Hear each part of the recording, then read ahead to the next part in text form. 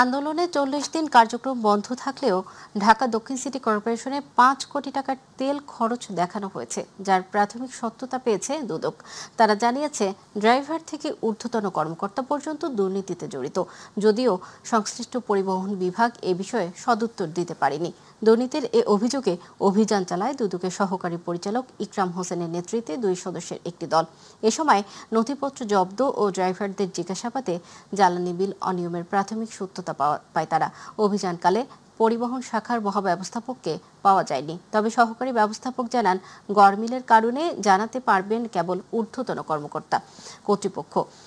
দুদক জানায়, জব্দ করা নথি বিশ্লেষণ করে হাইকমিশনে প্রতিবেদন দাখিল করা হবে। এর ভিত্তিতে নেওয়া হবে পরবর্তী পদক্ষেপ।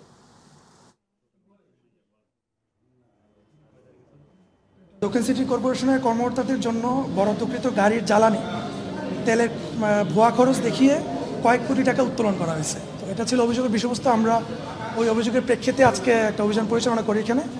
তো বিভিন্ন রেকর্ডপত্র আমরা পর্যালোচনা করার প্রেক্ষিতে যেটা প্রাথমিকভাবে প্রতীয়মান হয়েছে যে এই অভিযোগের সত্যতা রয়েছে। এখানে যে তেলের বিভিন্ন বিল ভাউচার করা হয়েছে সেটা সম্পূর্ণভাবে ঢালাওভাবে তারা একটা বিল ভাউচার করে নিয়েছেন, এবং এটার যেসব বিষয়বস্তু এখানে বিল ভাউচারে আনা হয়েছে এটার সাথে বাস্তবতা অথবা যে প্রাথমিকভাবে যেসব বিষয়বস্তু এখানে বলা হয়েছে সবগুলোর এখানে অনিয়মের প্রাথমিকভাবে প্রতীয়মান হয় বলে